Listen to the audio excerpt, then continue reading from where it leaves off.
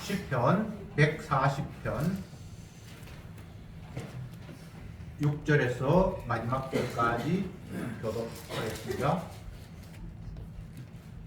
내가 여호와께 말하기를 주는 나의 하나님이시니 여호와여 나의 간구하는 소리에 귀를 기울이소서 하였나이다. 내 구원의 능력이신 주 여호와여 전쟁의 날에 주께서 내 머리를 가리우셨나이다. 여호와여 악인의 소원을 허락지 마시며 그 악한 꾀를 이루지 못하게 하소서. 저희가 자고할까 하나이다. 나를 내어는 자가 그 머리를 들 때에 저희 입술이 내가 저희를 듣게 하소서. 뜨거운 숯불이 저희에게 떨어지게 하시며 불 가운데와 깊은 웅덩이에 저희를 빠져 다시 일어나지 못하게 하소서. 악당하는 자는 세상에서 굳게 서지 못하며 강구한 자에게는 재앙이 따라서 평안케 하리라. 내가 알거니와 여호와는 고난당하는 자를 신원하시며 궁핍한 자에게 공의를 베푸시리이다. 진실로 의인이 주 이름에 감사하며 정직한 자가 주 앞에 가리라. 아멘. 아멘. 지난주에 1절부터 5절까지 살폈는데 그 내용은 악인으로부터 나를 지켜주십시오라는 그런 내용의 기도였습니다. 오늘 6절 이후에는 다양한 내용들이 나와 있는데 과거를 회상하면서 하나님께서 그때 나를 지켜주셨잖아요 라는 이런 내용도 있고, 그리고 악인을 심판해 주십시오 라는 악인을 저주하는 내용이 담겨 있고, 마지막에는 공의의 하나님을 찬송하는 내용, 이런 내용으로 채워져 있습니다. 다윗이 왜 이런 기도를 했을까?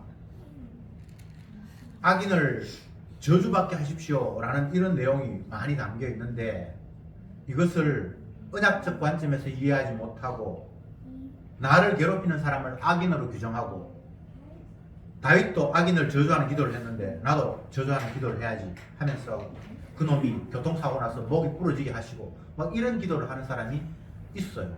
이 본문을 보면서 다윗이 악인을 저주했으니까. 다윗의 기도는 다윗 개인의 원수를 향해서 기도하는 것이 아니고, 다윗은 메시아의 입장입니다. 하나님의 아들의 입장이에요. 그래서 다윗을 괴롭히는 자는 하나님의 아들을 괴롭히는 것으로 성경이 규정하고 있어요. 그래서 사단의 멸망을 기도하는 내용이지, 개인 나를 괴롭히는 사람이 원수가 되어서 그들이 저주받게 해주십시오 이런 기도를 하는 것이 아니라는 것을 여러분이 이해해 주셨으면 합니다. 나의 원수는 없어요. 예수님의 원수만 있을 뿐이에요. 아니 나의 원수도 있는데요. 그건 착각하고 있어요. 인간에게 원수, 내 개인의 원수는 없습니다. 원수 갚는다, 뭐 복수한다, 여러 표현이 있는데 그건 오해하는 겁니다. 내가 하나님의 원수인데 내 원수가 어디 있습니까? 정작 하나님의 말씀 앞에, 주님이 십자가 지셨다라는 그 사건 앞에 내가 하나님의 원수지 나의 원수는 없습니다. 그렇게 일단 정리를 하시고, 6절에 내가 하나님께 말하기를 주는 나의 하나님이시니 여호와여 나의 간구하는 소리에 귀를 기울이소서 하였나이다. 내가 구원의 능력이신 주 여호와의 전쟁의 날에 주께서 내 머리를 가리우셨나이다. 이것은 과거를 회상하면서 하나님의 은혜를 떠올리는 내용입니다. 주님께서 그 옛날 그때에 나를 지켜주셨잖아요 라는 내용을 되새기면서 하나님 앞에 새로운 내용들을 또 아뢰고 있습니다. 주는 나의 하나님입니다. 이 표현 참 성경에 굉장히 자주 나오는 표현인데 가만히 생각해 보면 엄청난 이야기예요. 나의 하나님, 하나님이 나의 하나님이라는 거예요. 얼마 전에 영화에 나의 아저씨 그런 내용이 있었는데, 누구누구가 나의 무엇이다 라고 이렇게 표현을 할 때에는 엄청난 친밀감과 또 나의 전부입니다, 당신은 나의 전부입니다 라는 이런 의미를 함유하고 있어요. 노래 부르는 가수에게 노래가 당신에게 어떤 의미가 있습니까? 이렇게 물으니까 노래는 나의 전부입니다. 이렇게 이야기하는 걸 제가 들은 기억이 나는데, 하나님을 향해서 나의 하나님, 나의 주님이라고 이야기를 했을 때는, 주님, 당신이 나의 전부잖아요. 당신이 나를 만드셨고 당신의 영광을 위해서 나를 발걸음 하나하나 다 인도하시고 이끄시잖아요. 나의 시작부터 끝까지 주께서 다 모든 것을 알고 계시잖아요. 이런 어마어마한 내용들이 이 한 표현 속에 다 녹여져 있습니다. 그러기에 나의 간구하는 소리에 귀를 기울이소서. 그리고 내가 전쟁의 날에 주께서 내 머리를 가리우셨나이다. 이런 표현을 하는 겁니다. 과거치사죠. 전쟁의 날에 주께서 내 머리를 가리셨다. 머리는 가장 귀중한 건데 이렇게 가리셨다는 것은 지키셨다, 보살피셨다는 그런 시적인 표현이죠. 그러니까 주님이 나를 지키지 않으신다면 나는 살아남을 수 없고 존재할 수도 없고 벌써 세상 떠났을 겁니다. 당신이 나를 지켜주셨기 때문에 지금까지 내가 살아있습니다. 이런 의미가 되겠지요. 다윗이 싸우고 싶어서 싸움을 건다든지 그런 적은 한 번도 없습니다. 하나님께서 이 세상을 규정하시고 이스라엘 백성들에게 알려주시기 위해서 다윗을 싸움판에 끼어들게 하셨습니다. 다윗이 골리앗과 부닥치는 장면에서 다윗은 전쟁에 나갈 만한 나이도 아니었습니다. 만약 전쟁에 나갈 나이가 됐다면 전쟁에 나가는 군사로 나갔겠죠. 근데 그런 나이가 안 되었기 때문에 형들은 전쟁에 나갔습니다. 성경에 보면 그래서 아버지가 전쟁에 나가 있는 형들 안부를 물어보고 도시락도 갖다 주라고 했어요. 도시락 챙겨서 형들 전쟁에 나가 있는 그 상황을 목격하게 되지요. 왜 하나님께서 다윗에게 그런 환경으로 몰아세웠을까? 그 이유를 제가 말씀을 드렸던 것처럼 세상이 어떤 공간인가를, 지금 이 세상이 어떤 판인가를 온 백성에게, 다윗에게도 알려주고 온 백성에게 일러주고 오늘날 그 성경을 보는 우리들에도 알려주는 거예요. 세상은 이런 판이라는 거예요. 어떤 판? 언약에 이끌려 살아가는 이스라엘과 언약을 짓밟으려고 하는 블레셋과의 부닥침이 이 세상의 형편이라는 겁니다. 우리는 이런 식으로 세상을 읽지 않잖아요. 그냥 세상은 그 나름대로 질서가 있고 이 거대한 우주의 질서 속에서 우리가 순응하면 나름대로 문제없이 무난하게 살아갈 수 있을 것이다라는 그런 기대를 가지죠. 그러나 이 세상을 운행하시고 주관하시는 주님의 안목에서의 이 세상은 단 한순간도 전쟁이 멈춘 적이 없고 언약의 편에 선 사람과 언약을 배반하는 사탄의 무리가 충돌하지 않은 때는 없었습니다. 주님이 세상을 이렇게 읽고 있습니다. 국지적으로 이스라엘과 또 팔레스타인이 전쟁을 하고 또 러시아하고 우크라이나가 전쟁을 하고 우리는 이 세상 넓은 세상 가운데 한 부분이 전쟁이 일어났다라고 인정하고 또 요즘은 또 이스라엘하고는 뭐 40 며칠 동안 서로 평화협정을 해서 그쪽에는 전쟁이 잠깐 멈추고 빨리 러시아도 전쟁이 끝났으면 그러면 우리는 평화롭게 살 것 같다는 이런 생각을 하게 되는데 주님이 바라보는 세상은 단 한순간도 전쟁이 없었던 적이 없었습니다. 영적 전쟁이 계속해서 발발하고 있습니다. 왜? 마귀가 단 한순간도 복음의 광채를 가리는 일을 쉬지 않기 때문에 제가 마귀를 기계라고 했습니다. 기계는 멈추지 않습니다. 그냥 움직여요. 계속해서 복음의 광채를 가리기 위해서. 그러니까 당연히 복음의 광채를 드러내야 할 예수 그리스도의 증인된 성도는 복음의 광채를 가리는 마귀의 세력과 부닥칠 수밖에 없는 겁니다. 다윗이 전쟁의 날에 주께서 내 머리를 가리우셨나이다 이렇게 표현한 이유는 본인도 주님의 능력에 사로잡혀서 이 세상이 영적 전쟁판이라는 것을 깨닫게 되었고, 그 전쟁에서 자기의 힘과 지혜로는 도저히 살아남을 수 없는데 주님이 자기를 지켜주셨기 때문에 살게 되었다는 이런 고백을 하고 있는 겁니다.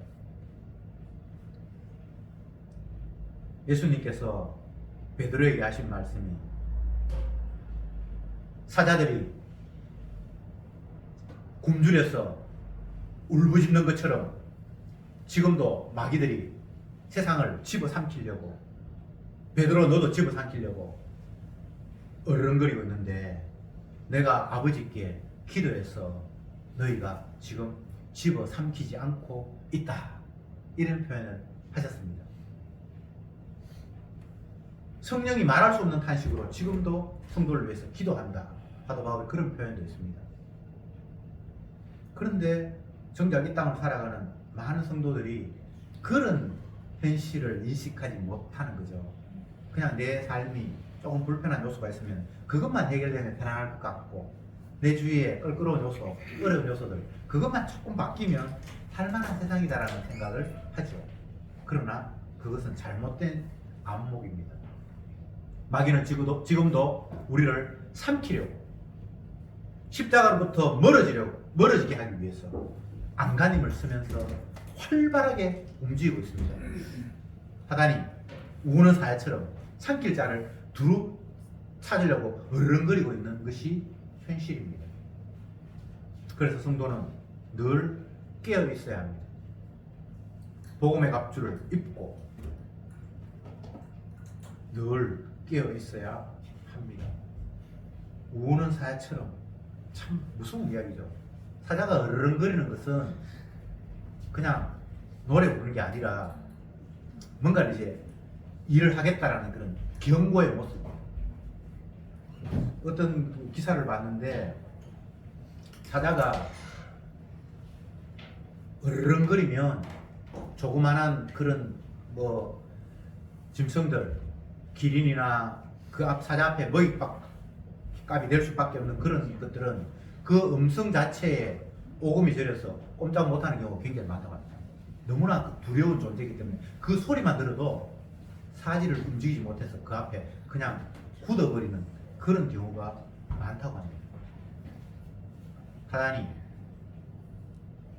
예수 믿는 사람을 십자가로부터 멀어지게 하기 위해서 갈라디아서 3장에 의하면 십자가가 너희 눈에 밝히 보이지 않느냐 라고 물었을 때에 분명히 성도에게는 십자가가 눈앞에 있는데 왜 그걸 보지 못하고 잠시 있다 사라져버리는 이 땅에 있는 그 임시적인 것들에 눈이 팔려서 그게 현혹되고 있느냐라는 그런 물음입니다. 제가 젊은 시절에 큰 서울의 식당에 초대를 받아서 간 적이 있는데, 거기에서 제가 그 얼음 조각을 처음 봤어요. 텔레비전에서는 그 전에 봤는데 그렇게 얼음 조각을 날아가는 어떤 그 비상하는 어떤 그런 모양을 해가지고 제 몇 회 뭐 축하하면서 그렇게 된 그 얼음 조각 하는 걸 봤어요. 야, 진짜 얼음으로 정말 멋있게 만들어 놓았다. 그런데 제가 녹으면 열심히 조합한 사람이 좀 아깝겠다 이제 그런 생각을 해서 그냥 저걸 얼려서 계속 놔뒀으면 정말 멋진 조합 꾸밀겠는데 이런 생각을 하면서 뷔페 식당에서 음식을 먹고 뭐 이야기도 하고 약 1시간 좀 지났는데 그 처음 모습보다는 조금 녹았더라고요. 얼음 덩어리를 보면서 그것이 영원할 것이라고, 이 모습이, 이 아름다움이 지속될 것이라고 생각하는 사람은 없겠죠. 세상이 그 얼음 조각과 같은 거예요. 어떨 때도 보니까 너무 화려하고 먹음직도 하고 보암직도 하고 지혜롭게 할 만큼 탐스러운 존재이나 그것은 시간이 지나고 흘러가 버리면 녹아서 없어지는 그런 존재와 같은 거예요. 이 세상은 풀이요. 그 풀에 핀 꽃은 시들고 마른다. 풀의 꽃이라도 우리 눈에는 아름답게 보이잖아요. 그런데 결국은 그 풀이 시들고 말라버린다는 거잖아요. 저는 개인적으로 꽃을 선물하는 걸 그렇게 좋게 생각하지 않습니다. 조금 있으면 쓰레기가 되니까. 그런데 처음 선물할 때는 그 꽃이 싱싱하니까 너무 멋있게 보이잖아요. 그 생화가 굉장히 비싸거든요. 그래서 축하하는 자리에 가면 생화를 선물하고 하는데, 제 기억에는 제가 생화를 누구에게 선물해 본 기억이 딱 한 번 있는데, 그것도 제 의지 때문에 한 건 아니고, 제 주위에 있는 어떤 사람이 제가 그 사랑하는 사람 대학 졸업식에 간다고 하니까 교회 꽃꽂이 하던 그 집사님이 꽃꽂이 하던 거 몇 개 꺾어가지고 이거 갖다 주라고 해서 제가 그걸 가지고 그때 대학 졸업하는 그 분에게 준 적이 처음이자 마지막인데, 그 이후로 내가 꽃을 생화를 선물한 적이 한 번도 없습니다. 왜냐하면 그 꽃은 이미 원둥치에서 잘림으로부터 그건 더 이상 생명이 아니다라고 생각했기 때문에, 그 초반의 모습은 살아있는 것 같지만 결국은 쓰레기, 그 뭐 열흘도 안 가잖아요. 그렇잖아요. 결국은 버리는데 그게 귀찮은 그런 존재가 되는 건데, 주님의 말씀이 이 세상 전체가 나를 포함해서 너도 아들도 자식도 부모도 다 풀의 꽃이에요. 꽃보다는 조금 더 가기는 나요. 근데 그게 또 더 짧을지도 모르고 더 갈지도 모르는데 어쨌든 그런 거잖아요. 꽃은 마르고 풀은 시든다. 이 말씀이 너무나 이 세상을 정확하게 적나라하게 우리에게 알려주신 기쁜 소식인데, 사람들이 그걸 그냥 쉽게 그냥 지나쳐버려요. 이 세상이 시들고 마르는 줄 알면서도 불구하고 그냥 오래오래 지속될 것처럼 그렇게 착각하면서 살아가요.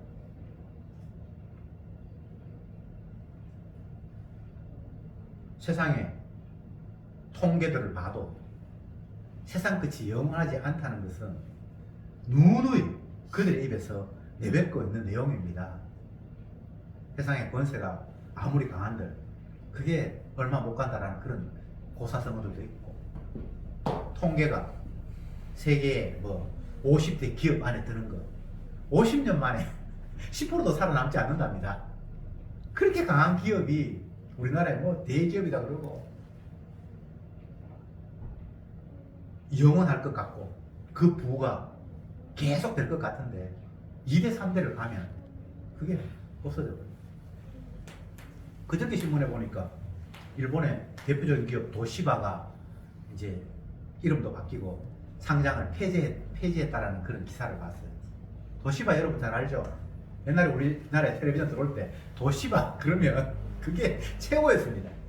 전 세계에서 칼라 텔레비전을 처음 만든 게 도시바라고 합니다. 그때는 뭐 어마어마했어요. 근데 이제 우리가 이름도 기억하고 있는데 이제는 더 이상 상장이 폐지돼서 다른 이름으로 바뀌었다는 기사를 제가 읽었습니다. 하나님의 말씀이 그러하고 우리가 피부로 느끼는 것도 그러하고, 이 세상의 영광이라는 것은 잠깐이에요. 나이가 좀 든 사람들, 50이 넘은 사람들은 하는 말 가운데 과거를 자주 들먹거려요. 옛날에 그걸 소위 말하는 나때 젊은 사람들에게 하는 이야기가 과거를 자꾸 들먹거려요. 과거를 들먹거린다는 것은 지금은 이미 바뀌었다라는 스스로의 자인입니다. 내 옛날에는 안 그랬는데 그 말은 지금은 내가 바뀌었다라는 이야기입니다. 예. 어느 인간이 바뀌지 않을 수 있겠습니까? 다 바뀌어요. 바뀌는 정도가 아니라 사라져버려요. 주님이 그런 목적으로 만드셨다고 얘기했어요. 하나님이 해와 달과 세상을 만들면서 이거는 사라지기 위해서 만들었다라고 말씀하셨어요. 마지막 날에 불태우기 위해서 간직하는 것 뿐이라고 베드로전서에서는 말씀하고 있습니다. 농담 아니에요. 하나님이 땔감으로 지금 잠시 간직하고 있는 거예요. 태울 거예요. 왜? 영원한 것이 따로 있기 때문에. 진짜 귀한 것은 다른 것이기 때문에 이거는 귀하지 않다고 하면서 하나님께서 용도 다 되면 폐기 처분할 용도로 잠시 두셨다라고 말씀하셨습니다. 어리석다면, 내 판단이 무지하다면 하나님께서 말씀하신 것에 관점을 옮기면 됩니다. 이거 쉽잖아요.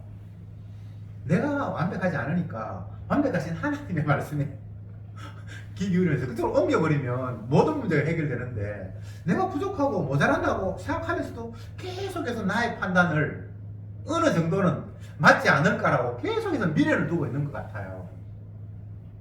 내가 그래도 다른 사람보다는 더 똑똑한데, 다른 사람보다 더 똑똑하면 그게 주님보다 더 온전한 겁니까? 인간은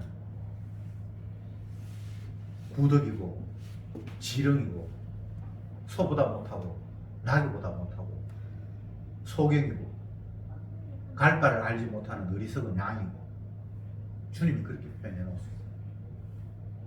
우리를 일부러 비하하기 위해서 한 말씀이 아니고 인간의 실상을, 우리를 만드신 그분이 그렇게 표현했어요. 인간이 뭐 만물의 영장이고 어쩌고, 그건 다 개소리예요.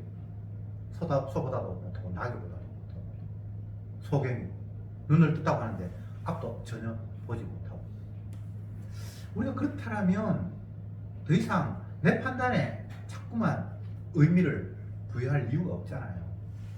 주님이 말씀하신 말씀으로 옮겨 타면 되잖아요. 아, 하나님께서 이렇게 말씀하셨구나. 그러면 그게 맞지. 만드신 분이 그렇게 평가하시고 말씀하셨는데, 만드신 분이 이 세상은 곧 멸망한다고 했는데, 내가 부서질 것들 이걸 얼음 조각 같이 한 시간만 지나면 녹아서 형태가 바뀌고 변하는데, 이걸 막 아름답다고 매혹되어서 그게 목을 맬 이유가 없잖아 라고 생각할 때에 점점 더 주님이 말씀하신 그 규정이 우리에게 선명하고 확실하게 다가옵니다. 8절에 여호와여, 악인의 소원을 허락지 마시며 그 악한 꾀를 이루지 못하게 하소서. 저희가 자고할까 하나이다. 악인의 소원, 악인의 꾀, 이것들은 결코 그대로 안 된다는 거잖아요. 되지 말게 하옵소서라는 말이, 이루지 못하게 하옵소서라는 말이 이루어질 수도 있는데 라는 그런 의미는 아니에요. 다윗은 이미 성령을 받았기 때문에 악한 권세들이 결코 성공하지 못한다는 걸 이미 알고 있어요. 그래서 여기에서 이루지 못하게 하소서라는 말은 결코 하나님께서 이루지 못하게 하신다는 그런 표현입니다. 그리고 마지막에 자고할까 하나이다. 스스로 높이는 것이 자고하는 거잖아요. 다른 말로 하면 마치 지가 하나님인 것처럼 하나님의 자리에 앉아있는 것이 자고한 거거든요. 결코 그런 일은 일어나지 않습니다 라고 다윗은 고백하고 있습니다. 인간이 마치 하나님인 것처럼 자기가 말을 한마디 하면 그 말대로 되는 것처럼 그렇게 설치는 것이 오늘날 사단에 사로잡힌 대부분의 인간들의 모습입니다. 최근에 기사에서 수능 시험 칠 때 감독관이 시간이 다 됐다고 땡 울렸는데 계속해서 어떤 학생이 썼을 때 그 선생님이 이거는 부정행위라고 하면서 그 시험지를 회수해 갔답니다. 그러니까 그 학부형이 그 사실을 알고 그 선생님이 찾아왔어. 위협을 하면서 네 인생 앞으로 이제 끝났어. 나 변호사야. 내 말 한마디 하면 너는 영원히 감옥에서 못 나와. 뭐 이런 식으로 위협을 했답니다. 내 변호사야. 내 한마디 말하면 너는 앞 감옥에서 영원히 못 나올 거야. 이런 말이 지가 하나님이라는 거잖아요. 그 선생님이 많이 쫄렸을 것 같아. 여러분, 인간이 이런 착각을 하고 살아갑니다. 마치 자기가 가진 고난이, 법 아는 지식이 너를 영원히 감옥에 있게 만들겠다. 네 인생 앞으로 더 이상 교사짓 못하고 빌어먹도록 만들겠다라는 이런 이야기들이 입술에서 툭툭 튀어나오는 이유가 자기가 가진 고난이 마치 영원한 것처럼 하나님의 자리에 지가 앉아 있어서 고난을 행사할 수 있고 누구를 이렇게도 만들고 저렇게도 만들 수 있는 것처럼 그렇게 착각을 하고 있기 때문에 그런 말이 자기도 모르게 툭 튀어나온 거예요. 어쩌면 세상 안에서는 그 권세가 어느 정도 먹혀들 영역이 없지 않아 있는 것도 현실이에요. 그러나 그것은 주님께서 허락하시는 범위 안에서만 지극히 제한되어 있는 겁니다. 하나님이 악한 사람을 권세를 주신 이유가 있어요. 악한 날에 적당하게 사용하시기 위해서 하셨다라고 주님이 말씀하셨어요. 그래서 그 권세가 어느 정도 영향력이 있는 것은 사실이에요. 그러나 그 권세가 영원한 건 아니에요. 도울 힘이 없는 인생을 의지하지 말라. 성경에 이런 말씀이 있죠. 그런데 우리는 그렇게 생각하지 않잖아요. 그 사람이 나에게 도움을 줄 수 있기 때문이라고 생각하잖아요. 그래서 약간 괜찮은 지위에 나아가고 뭔가 그 사람이 영향력을 행사해 줄 것 같으면 그에게 찾아가서 뭐 인사청탁을 하기도 하고 이런저런 부탁을 하기도 합니다. 우스운 예로 우리 아이가 옛날에 그 성우가 막 되어서 KBS에서 근무하고 있을 때에 내 친구 중에 하나가 딸내미가 춤추는 아이가 데뷔하려고 막 이렇게 애쓰고 서울에 가서 뭐 이런 사람 만나보고 저런 사람 만나보고 그럴 때인데 내 친구가 나한테 전화 왔어. 야, 네 아들 KBS 지금 다니고 있다며. 내 딸이 춤추는데 혹시 아는 PD 있으면 좀 소개시켜달라는 그런 이야기를 제가 듣고 참 웃었어요. 이제 지가 직장생활 PD를 알았어. 아는 사람, 춤추는 사람 TV에 출연시키고 그게 얼마나 황당한 이야기입니까? 그런데 지푸라기도 잡고 싶은 심정이 있는 사람들은 그렇게 지극히 작은 끈앞을 하나라도 연결해서 뭔가 이 자리를 차지하기를 원하는 그런 심정이겠죠. 여러분, 인간들의 생각이 이에 머물러 있습니다. 세상이 전부인 것 같고 세상에 힘 있는 사람이 나를 조금만 도와주면 나도 뭔가 힘을 얻을 것 같고, 그런데 주님의 말씀은 세상에 있는 사람을 의지하지 말라고 말씀을 하셨고 소경이 소경을 인도하면 둘 다 구덩이에 빠진다고 말씀하셨는데 이런 말씀은 눈에 들어오지도 않는 거예요. 왜 다윗이 악한 자의 소원이 허락되지 말게 하시고 악한 꾀가 이루어지지 못하게 하소서라고 이렇게 기도할 수 있었습니까? 그 이유는 이미 하나님의 말씀을 알기 때문입니다. 결코 악한 자가 자기 뜻대로 안 된다는 걸 이미 알고 있기 때문에 그걸 그냥 고백하는 거예요. 혹시 될지 모르니까 주님 그런 일 없었으면 좋겠는데 이런 내용이 아닙니다. 악한 자는 결코 자기 뜻을 이루지 못합니다. 왜? 세상은 주님의 언약대로 이루어지기 때문에. 9절에 나를 애우는 자가 그 머리를 들 때에 저 입술의 해가 저희를 덮게 하소서. 똑같은 이야기입니다. 악한 세력이 뭔가를 혀를 가지고 놀리고 뭐 저주하는 이야기를 하고, 악한 자가 저주하는 이야기는 저주가 아니라 십자가의 복음과 거리가 멀어져 버리는 우리를 붕붕 띄우고 너 훌륭하다 하는 이렇게 다 저주의 이야기예요. 너 멸망할 거야, 너 지옥 갈 거야, 그 말만이 저주가 아니라 너 훌륭해, 잘하고 있어, 너 그대로 하면 뭐 될 거야 라고 부추기는 그 이야기도 저주의 이야기예요. 그런 이야기는 결코 성사될 수가 없습니다. 그래서 오히려 그 입술, 저주하는 입술이 그를 덮어 씌우게 하옵소서. 이렇게 기도하고 있습니다. 10절에 뜨거운 숯불이 저희에게 떨어지게 하시며 불 가운데와 깊은 웅덩이에서 저희가 빠져 다시 일어나지 못하게 하소서.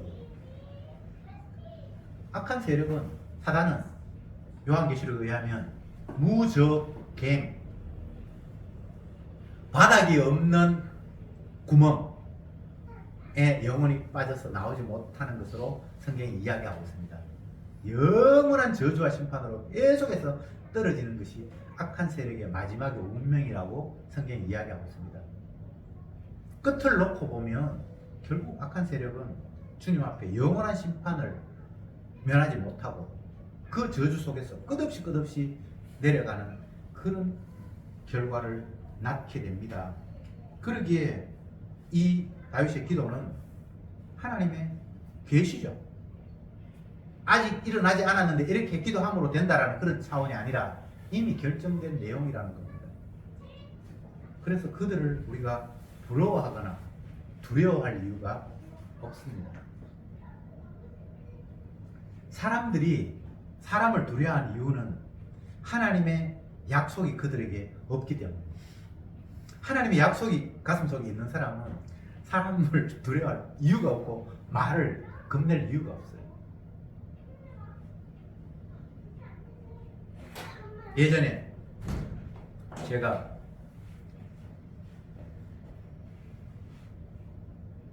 이상한 소리 하는 목사다, 그렇게 제가 소속되어 있는 노회에서 찍혀가지고 재판받으러 갔는데 주님께서 그런 마음을 주셨겠죠. 그 사람들이 불쌍하게 보이는 거예요. 재판하는 그 사람들이 나이도 많고 뭐 노회, 뭐 총무, 뭐 신학 부장, 뭐 기사코 나름대로 한 칸 하는 사람인데 어쩌면 우리 아버지 같은 나이 된 그런 사람들이 불쌍하게 보이는 거예요. 그 사람들은 막 자기가 아는 그런 전통적인 지식을 가지고 이게 우리 교단에서 하는 거고 이게 장로교 헌법인데 왜 너는 그 장로교 헌법에서 자꾸 벗어나려고 하냐. 그러면 우리가 안수 준 거 취소할 수도 있고 너 앞으로 목사도 아니고 이제는 현지도 돌아갈 수 있는데 왜 순종하지 않냐고. 한마디만 해라. 잘못됐다. 앞으로 그러지 않으면 그렇게 하지 않겠다라고 사인해라. 막 그런 식으로 이야기를 하는데 그게 불안이나 공포가 아니라 그 사람들이 굉장히 불쌍하게 여겨지는 거예요. 아무것도 아닌 장로교 헌법 그것대로 네가 순종해야 된다. 근데 그건 하나님의 말씀에 없는 건데 자꾸 그런 이야기를 하니까. 그래서 저는 이 노예에서 잘리는 것도 별로 겁나는 것도 아니고 목사가 안 되는 것도 나는 전혀 신경 안 쓰니까 나는 당신의 말에 동의하지도 못하고 나는 하나님의 말씀에 동의하지 장로교 헌법에 동의할 마음이 없으니까 그냥 알아서 하라고. 그 사람들이 막 불같이 화를 내요. 내가 너를 구제하려고 이렇게 좋게 이야기하는데 새파랗게 젊은 놈이 자기 자존심 내세운다는 이런 식으로. 이 자존심 문제는 아니었어요. 그냥 그 사람들이 불쌍하게 보였어요. 내가 용기가 있는 게 아니고 그냥 하나님의 말씀이 참이라고 생각하니까 뭐 장로교 헌법이 안 맞고 뭐 이런 이야기가 너무나 우습게 들려서. 다윗은 이미 주님 앞에 사로잡혀서 자기의 의지대로가 아니라 하나님의 의지에 의해서 막 이끌려가는 그런 상태에서 이런 이야기를 지금 하고 있기 때문에 악한 세력이 자기를 넘어뜨리려고 하는 것에 대해서 전혀 두려움이나 걱정이나 공포가 아니라 하나님과 다른 이야기를 하고 있는 그들이 오히려 불쌍하게 여겨지는 거예요. 골리앗이 분명히 인간적인 관점에서는 너무나 강한 무서운 세력임에 틀림이 없겠죠. 그 완벽한 무장을 한 골리앗 앞에 어린 다윗 소녀는 아무 무장도 없는 그냥 나약한 존재에 지나지 않잖아요. 그런데 다윗은 너무나 놀라운 이야기를 내뱉잖아요. 너는 칼과 창으로 내게 나아왔지만 나는 만군의 여호와의 이름으로 네게 나아간다. 이게 참 세상적인 관점에서는 좀 말이 안 되는 거예요. 전쟁하는데 한 사람은 창과 칼을 들고 나가는데 지는 여호와 하나님 이름으로 나간대요. 이게 은혜 안에서 보면 얼마나 놀라운 이야기입니까? 여호와 하나님의 이름은 천지 만물을 지으신 능력의 이름이고 상대는 그냥 인간들끼리 칼과 창을 가지고 할 수 있는 그런 수준이잖아요. 사람들은 다 그 이야기에 비웃었을 거예요. 어쩌면 이스라엘 백성들도 비웃었을 거예요. 칼과 창으로 나오는 앞에 어린 소녀가 나는 만군의 여호와의 이름으로 네게 나아간다는 그 이야기가 우습게 들렸을 거예요. 그러나 그 여호와의 이름이 그 적을 꺾어버리는 그 사태 앞에 사람들은 아마 심히 당황했을 것 같아요. 어떻게 이런 일이 일어날 수 있지? 그게 하나님의 언약이에요. 이 세상은 주님이 자기 영광을 위해서, 자기 이름이 영광받기 위해서 펼쳐지는 세상이기 때문에 주님의 이름이 영광을 가리는 그런 식으로 세상이 움직이지 않는다는 것을 다윗은 너무나 성령에 충만해서 알았기 때문에 담대하게 그 이야기를 할 수 있었던 겁니다. 그냥 입으로 다블라블 한 게 아니에요. 그냥 주의 영이 임하니까 강하게 그 이야기를 선포할 수 있었던 겁니다. 세례 요한이 그 당시의 종교 권력 앞에 두려워하지 않고 기죽지 않은 이유는 주의 영이 자기를 붙들고 있기 때문에 나는 내 제사장도 아니고 선지자도 아니고 아무것도 아니야. 너희들이 말하는 것처럼 나는 뭐 아무것도 아니야. 오로지 주님께서 내게 말하라고 하셨기 때문에 나는 소리로 그냥 말하는 것뿐이야. 이 이야기 했을 때 사람들의 관점에서는 기가 찬 이야기죠. 말도 안 되는 이야기죠. 그러나 본인에게는 너무나 확신에 찬 이야기예요. 왜? 주님께서 그를 붙들고 계시고 자기에게 주신 말씀이 있기 때문에.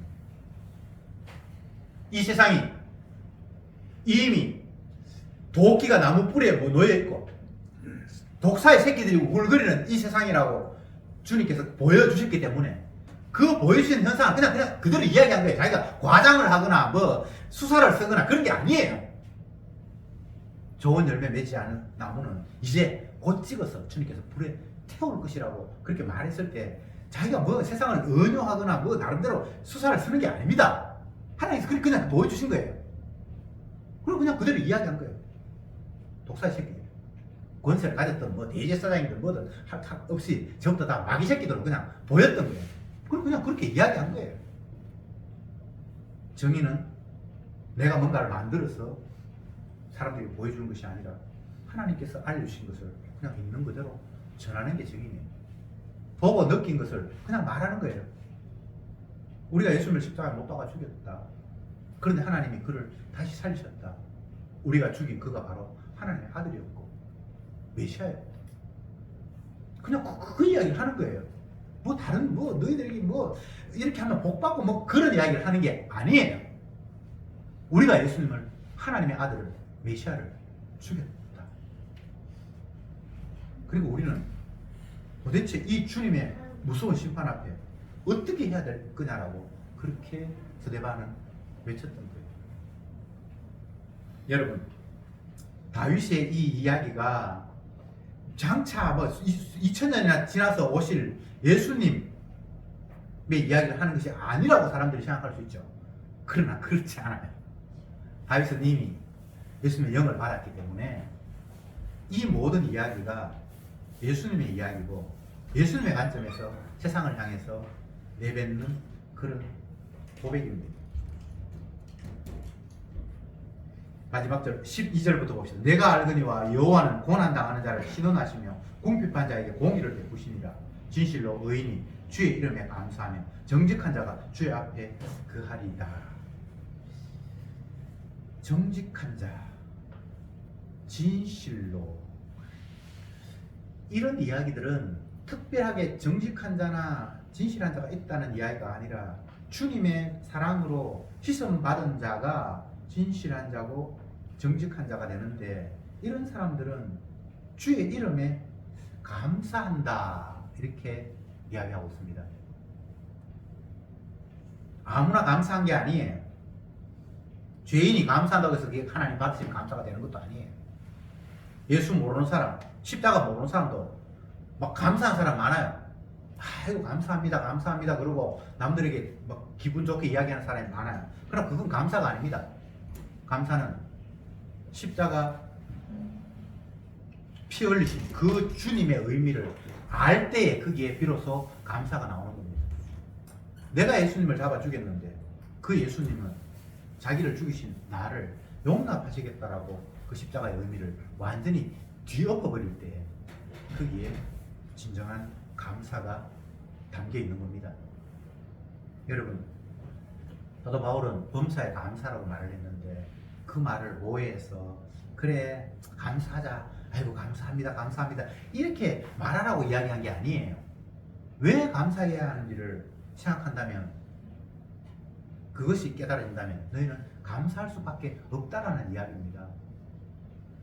나를 만드시고 지으신 그분이 나에 의해서 죽임을 당했는데, 나는 이렇게 완악한 죄인인데, 나는 내 살기 위해서 나를 만드시고 나를 지으신 그분을 없이 하기 위해서 죽이셨는데, 죽여버렸는데, 그 주님은 그런 나를 위해서 네 죄를 대신하는 죽음이 그 십자가의 죽음이었다라고, 더 이상 나는 너에게 죄를 묻지 않겠다라고 이렇게 십자가에서 우리에게 외쳤을 때에 그게 깨달아지는 사람이 어찌 주 앞에 그 이름을 감사하지 않을 수 있겠냐라는 이야기가 오늘 마지막 결론의 내용입니다. 이런 의미에서 사도 바울은 범사에 감사하라고 우리에게 외치고 있습니다. 기도합시다. 항상 기뻐하라, 쉬지 말고 기도하라, 범사에 감사하라.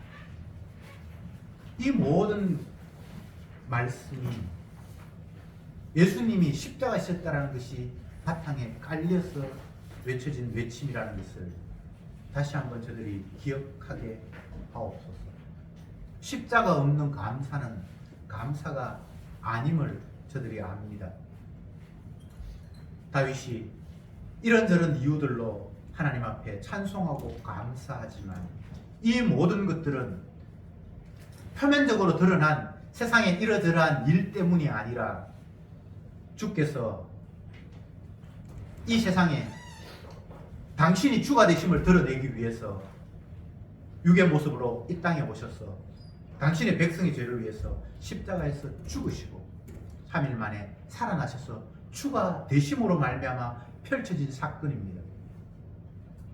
십자가 없는 구원은 없고 피 흘림이 없는 죄 사함이 없음을 늘 인식하면서 날마다 피 흘리신 그 주님의 은혜를 감사하며 자랑하는 저들이 되게 하옵소서. 예수님의 이름으로 기도드리옵나이다. 아멘.